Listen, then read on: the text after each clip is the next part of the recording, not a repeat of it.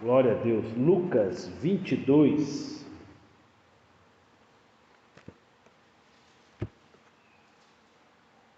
Verso 31.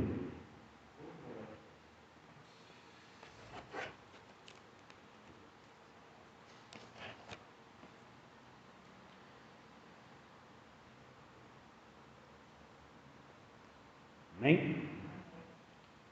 Diz assim as Escrituras: Pedro, eis que Satanás pediu para peneirar vocês como trigo. Eu, porém, orei por você, para que a sua fé não desfaleça, e você, quando voltar para mim, anime os seus irmãos. Porém, Pedro respondeu: estou pronto para ir com o Senhor, tanto para a prisão como para a morte. Mas Jesus lhe disse: eu lhe digo, Pedro, que hoje, antes que o galo cante, você me negará 3 vezes que me conhece. Até aqui. Pai, nós te louvamos, te bendizemos, agradecemos ao Senhor, te louvamos. Pai, te rendemos graça porque o Senhor é bom. Pai, muito obrigado. Pai, que o Senhor, Deus, que é bom. Pai, que o Senhor, que é maravilhoso, nos conduza. Pai, que somente o Teu Espírito Santo seja aqui sobre nós, trazendo, ó Pai, toda a graça, toda a direção, todo o favor. Em nome de Jesus. Queridos, quinta-feira, o Zé Maria pregou exatamente esse texto. E eu quero compartilhar com os irmãos que aquela palavra foi remédio, foi uma bênção, a mensagem ali pregada. Uma pena que a gente não tenha gravação para que pudéssemos rever, mas tenho convicção do cuidado do Senhor para com a igreja, para com a palavra ministrada e para com a vida, do nosso amado aí, José Maria. E eu não quero pregar nada diferente, mas eu quero, dentro do que durante a semana o Espírito Santo vem ministrando na minha vida, compartilhar com os irmãos. Eu quero falar muito mais do contexto da aplicação desse texto, que eu acho que o Zé trabalhou muito bem a profundidade do texto, mas eu quero fazer um paralelo como isso tudo acontece, para que a gente olhe para as nossas vidas, para a vida nossa como igreja. Veja que nós temos um evangelho narrado por 4 evangelistas, e Lucas, vai narrar o evangelho, e ali esse fato vai acontecer lá no capítulo 22. O que eu quero desenhar com isso? O que eu quero mostrar? Há uma história em Lucas 1, por exemplo, a vinda de Jesus, o nascimento de Jesus, depois vem Jesus adulto, vem uma série de coisas acontecendo. Então há um desenvolvimento, a chamada dos apóstolos, dos discípulos. Então há toda uma história ali acontecendo. E aí Simão, Pedro, já está há muito tempo com o Senhor Jesus, já está ali há anos com Jesus. Eu sei que esse tempo, no Cronos ali são 3 anos, mas é um bom tempo. Pedro já estava ali caminhando com Jesus ali há quase 3 anos. E aí agora vem um discurso, e esse discurso não é só para Pedro. E é importante entendermos, verso 31, Simão, Simão, eis que Satanás pediu para peneirar quem? Vocês. É plural. Não ia peneirar só Pedro. O diabo é opositor da obra do Senhor, o diabo é adversário da igreja toda. O diabo quer destruir a igreja inteira. O diabo pediu autorização, foi para tocar em todos. E às vezes a gente vê, e o que nós temos no Antigo Testamento que o diabo foi até Deus para pedir autorização para tocar na vida de Jó. E aí agora, o diabo, no mesmo contexto, aqui fala que, olha, Satanás pediu para peneirar como trigo, eu, porém, orei pela sua fé. Ou seja, pediu é passado, já havia tido o encontro, olha, o coisa ruim já teve lá em cima e já pediu autorização, tá? Isso é forte, irmãos. A igreja hoje vive como se não houvesse diabo, se não houvesse obra maligna, se não houvesse força contrária. A gente quer que tudo vá bem, esquecendo de uma batalha espiritual, de uma guerra. E aqui é clássico, e eu posso olhar para o Antigo Testamento e ver uma base bíblica que se revela no Novo. Então, Satanás quer peneirar. O que é peneirar? Eu vou mostrar para vocês quem que vocês é. Agora, o que me chama a atenção, eu, porém, Jesus dizendo, orei por você. Eu orei por você, Pedro. O resto eu não orei. Gente, nós temos aqui, vamos pegar aqui, 12 apóstolos. O diabo queria peneirar todos. Mas Pedro, eu orei só por você. Por quê?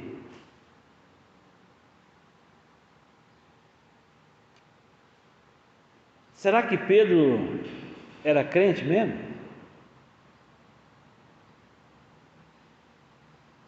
Será que dizer que está com Jesus, dizer que anda com Jesus, será que ir à igreja é isso mesmo? Caminhada cristã é isso?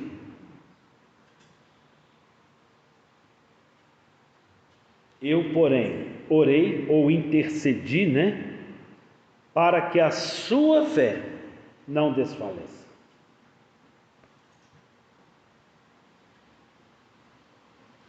Ou seja, a oração de Jesus foi para que ele não fosse peneirado?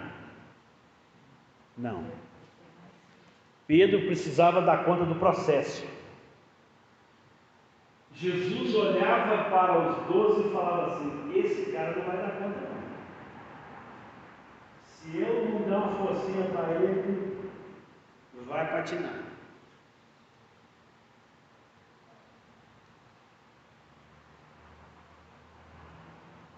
A igreja precisa olhar para um texto desse e saber que existem limitações. E saber que o nosso discurso nem sempre reflete a realidade. E eu gosto da palavra que nem sempre ter razão é bom. Qual é o discurso de Pedro? Porém, Pedro respondeu: Senhor, eu estou pronto para ir com o Senhor, tanto para a prisão como para a morte. Aí eu vou lembrar do irmão Carlos. Pastor, cadê as pessoas que falaram que estaria no culto de domingo e na escola bíblica? Não, pastor, não acaba com o culto não, nós estamos prontos para estar com o Senhor, nós estaremos presentes. O discurso não condiz com a prática, com a realidade. E isso não é de hoje. Muitas pessoas têm um Jesus lindo na boca, mas na prática, no dia a dia, é complicado. Queridos, eu e você precisamos entender a importância de nós orarmos, intercedermos. pelos fracos na fé. Como o Senhor precisa avivar a fé dessas pessoas. Como nós precisamos ser, como Jesus hoje, intercessores por essas vidas. Desde muito tempos atrás, mais de 2000 anos, já na vinda do Senhor Jesus, haviam pessoas no meio da igreja, que se dizem igreja, que não estão preparadas para ser igreja, não dão conta de ser igreja.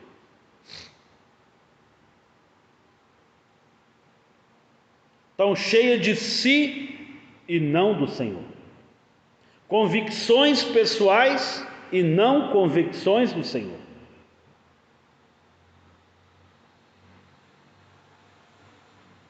O título da mensagem que o Senhor colocou no meu coração é Fortalecendo seus irmãos.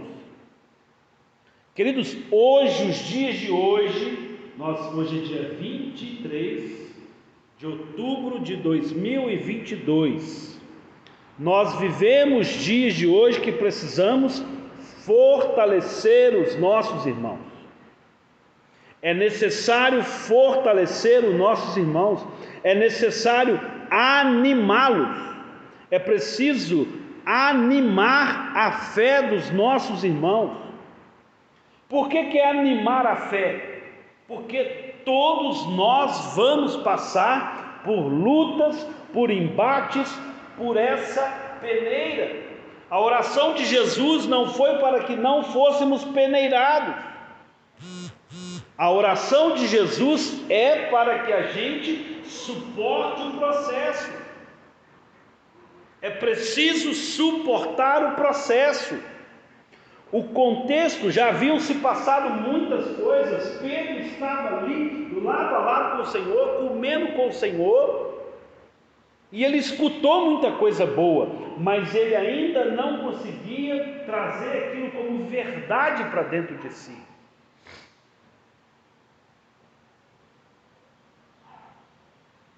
E a gente precisa, como igreja, entender que nós, como corpo, ainda temos no nosso corpo órgãos desajustados.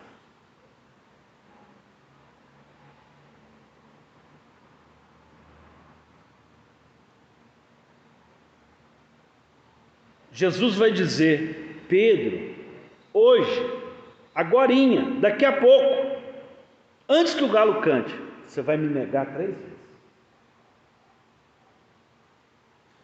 Há muitas formas de nós negarmos o Senhor nos dias de hoje. Muita maneira. Quando eu e você não entendemos, não vivemos em primeiro lugar o reino de Deus, nós estamos negando o rei. É preciso entender que há um reino. Há uma autoridade que vem de cima, e para que o diabo toque na nossa vida, para que ele tenha êxito, alguém precisa autorizar. A última palavra é do Senhor. Quem vai autorizar ou não é o Senhor. Estávamos aqui na nossa escola bíblica e falamos da importância dessa vida com Deus, desse relacionamento com Deus, desse aprofundar num relacionamento com o Espírito Santo, enchermos do Senhor. Para que era? Para fortalecer os nossos irmãos, para livrar os nossos irmãos do fogo. E isso é evangelho, isso é a nossa caminhada no evangelho. É necessário, é fundamental com que nós venhamos para o Senhor. Agora, aqui tem uma chave no texto, no verso 32.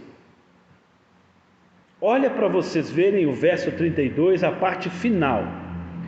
E você, Pedro, quando voltar para mim. Mas peraí, Pedro é um desviado? Ele é frequente na igreja. Pedro, quando você voltar para mim, fortaleça seus irmãos. Nós não conseguimos fortalecer os irmãos, não conseguimos ser luz na vida dos outros, se nós não nos voltarmos para Jesus. E aí eu lembro de outra palavra do Zé do Girassol: é preciso voltar para o Senhor, de onde vem toda a luz, de onde vem toda a sabedoria, todo o conhecimento. É onde nós avivamos a nossa fé, é onde nós nos alimentamos, porque quando nós somos capacitados, somos cheios, voltamos para o Senhor, temos capacidade de animar, de fortalecer o outro. Querido, se há algo hoje que a igreja precisa ter, são pessoas que fortaleçam os outros, pessoas que animem a fé dos outros, pessoas que despertem a fé do outro. É preciso que eu e você despertamos para os dias de hoje com essa profundidade, com essa característica de sermos pessoas que avivam a fé. E nós temos uma base no texto: Jesus orou a Deus para que a fé de Pedro fosse avivada. Então o primeiro caminho, o primeiro aprendizado é: nós como igreja precisamos orar a Deus para que a igreja desperte, para que a igreja acorde, para que a igreja esteja vivificada, para que a igreja esteja como a noiva prudente, com os olhos na botija.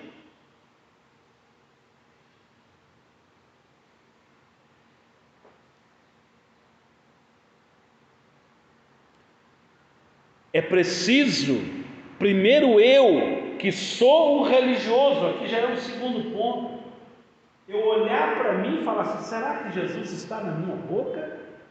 Ou está nos meus atos, nas minhas decisões?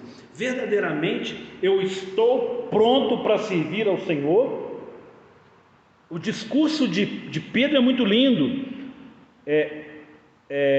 Eu estou pronto para ir com o Senhor, tanto para a prisão como para a morte. Será que a igreja hoje está pronta para isso? Deixar de assistir uma programação na TV já é algo difícil demais para as pessoas nos dias de hoje. Sacrificar um domingo já é difícil demais para as pessoas nos dias de hoje. Sacrificar um dia da semana é difícil demais para alguém. Deixar de ir ao cinema para vir na igreja, deixar de descansar para ir à igreja, deixar de estar dentro da sua casa, no seu conforto, para estar na rua evangelizando, deixar vícios, deixar condições em favor do reino, difícil demais.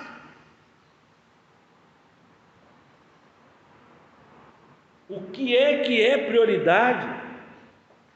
O que é verdadeiro? Quais são as prioridades nas nossas vidas? É preciso voltar e entender: há uma autorização liberada para sermos peneirados. Pastor, minha vida está ruim. Quando você aceita Jesus, pior.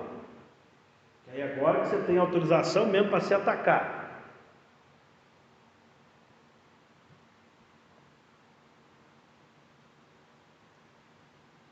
Eu, porém, orei por você.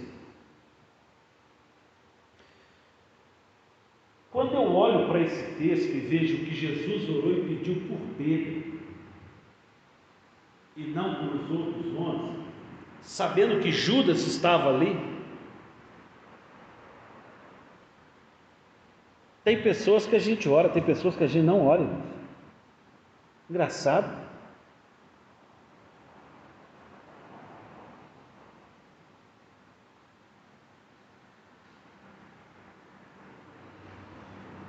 É preciso discernir aqui a importância de saber quem nós somos. E eu creio que o Senhor Jesus olha para a igreja hoje, como Ele olhou ali para os discípulos. Eu creio que o Espírito Santo olha para a igreja hoje e fala assim: está sofrendo porque não me deu oportunidade. Sofre, padece, porque não me permite agir. O Espírito Santo habita em nós, mas Ele respeita a liberdade que nós damos para Ele agir em nós.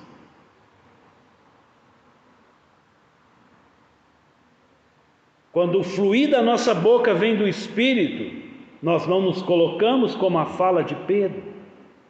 Quando o Espírito Santo habita em nós, nós agimos sim conforme aquilo que o próprio Senhor sabe o que esperar de nós. Porque Jesus olhava e falava assim: gente, Pedro não vai dar conta do processo. E o Senhor Jesus olha para a igreja hoje e fala assim: esse dá conta do processo, esse não dá conta. Mas ele não dá conta, mas não está nem aí, ele não quer buscar. Irmãos, eu lembro dos nossos cultos de segunda-feira. Quantas pessoas, ora por mim, oro. Mas não vem no culto de segunda-feira. Pastor, uma luta. Mas não vem no culto de segunda-feira. Irmãos, a oração, ela é fundamental.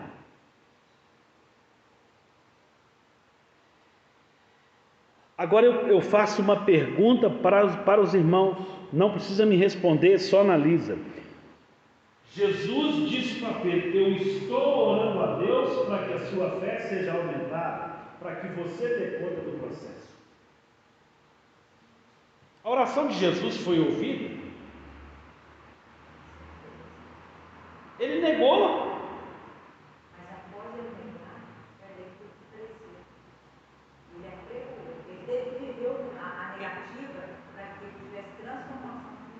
Beleza, mas vamos lá. Jesus orou para que a fé fosse fortalecida. Então, quando nós oramos, não quer dizer que o que nós oramos vai ser o que nós imaginamos, porque nós oramos achando que nós não iremos negar mais Jesus.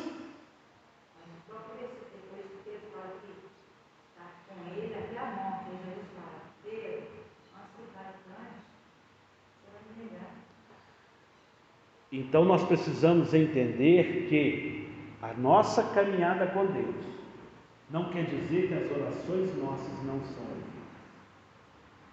Há um processo, há um agir de Deus. Agora, contemplar e enxergar que o Senhor permite algumas coisas para o crescimento, porque muitas coisas aconteceram na vida de Pedro para o nosso entendimento hoje, mas muitas coisas acontecem na vida do Alisson hoje para entendimento dos outros, para maturidade dos outros, para crescimento dos outros. E o que é orar? O que é falar com Deus? Quantas vezes nós não nos colocamos nesse lugar da oração porque a gente quer e espera ver algo do jeito que nós imaginamos. E a oração que Jesus fez ali, o texto não fala isso, é uma análise minha. Em primeiro princípio, talvez Pedro falou assim: poxa, eu acabei de negar, a tua oração não foi ouvida, por que eu neguei? O Senhor falou que ia fortalecer minha fé, que a oração ia chegar lá em cima, e agora eu estava mais forte. E eu errei. Eu não quero justificar o erro, mas eu quero entender que há uma oração que vai além. Há um objetivo do Senhor que é muito maior a todas as coisas. Por que nós passamos algumas coisas? Aquilo que nós passamos, o Senhor tem honra. Eu creio num Pedro que fala assim: meu Jesus é maravilhoso demais, Ele sabe todas as coisas. Meu Jesus é maravilhoso, Ele sabe todas as coisas. Eu não creio num Pedro que falou assim: Jesus orou e não resolveu não. Mas a igreja hoje cai numa falta de fé. Eu orei, mas meu Jesus é limitado. Tudo sabe.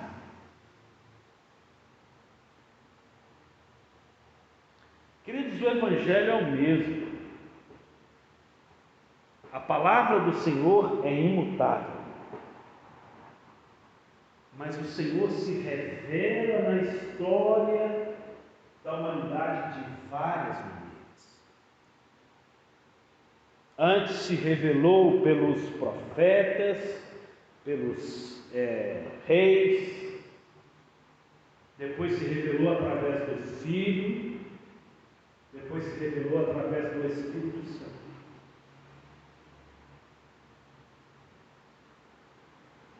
E o Senhor se revela hoje, individualmente, de várias maneiras, pela sua multiforme graça. É preciso que eu e você olhamos para o Senhor, porque o processo peneirar, ele existe e foi dado uma legalidade, uma autorização.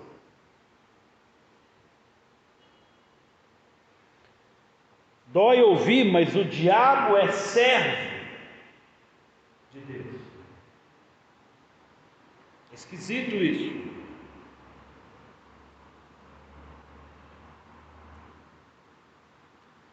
Mas como nós olhamos para nós dentro do corpo, dentro da igreja? Porque o Senhor Jesus olha e fala assim: olha, tem 12, um eu não oro, o outro eu oro. Tem 12, esse precisa ser a fé aumentada.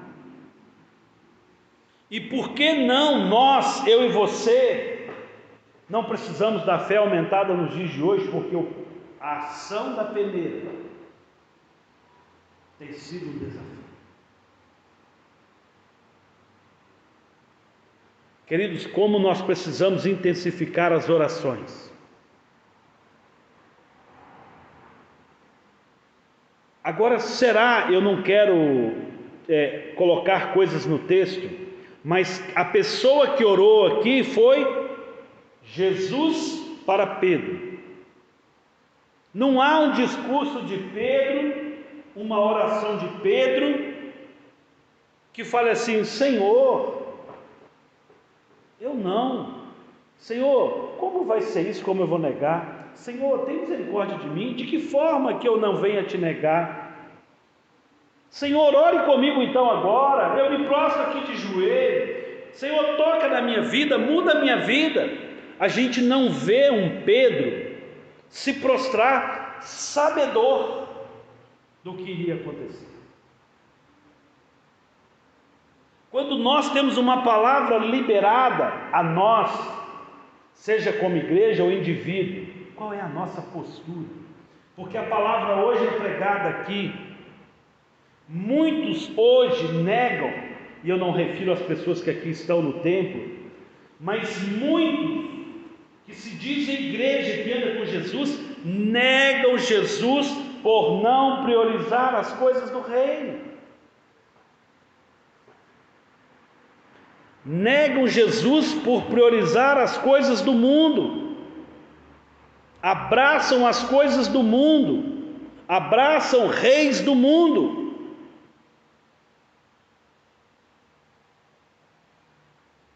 É preciso prostrar, é preciso se fortalecer, ter a fé avivada.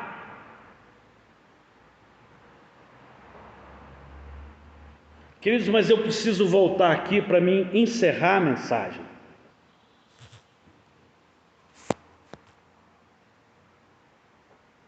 Pedro, você vai me negar 3 vezes. E negar é desviar. Não quer dizer que ele caiu em pecado de tantas outras coisas. Pecou desviando. Você não conheceu o Deus. Não, sou não. Será de mulher? Sou não. Mas é preciso voltar para Jesus. E aqui no sentido de fortalecer os seus irmãos. Postei nas minhas redes sociais, quando as pessoas voltam para Jesus, elas avivam a igreja. Não é que as pessoas que voltam com poder, com uma característica melhor do que os que estavam aqui, mas é porque nós, como igreja, vemos a palavra do Senhor se cumprir. Quando a pessoa se volta para Deus, quando ela vem para Deus, a igreja se fortalece. Hoje nós vivemos um êxodo, uma saída do povo da igreja. E quando se sai, enfrenta-se desertos. Eu sei que Egito era escravidão, mas a igreja se comportou por escravidão. A igreja tem, a gente não pode generalizar, quantos religiosos, falsos mestres, falsos pastores, falsos profetas subjugaram o povo de Deus.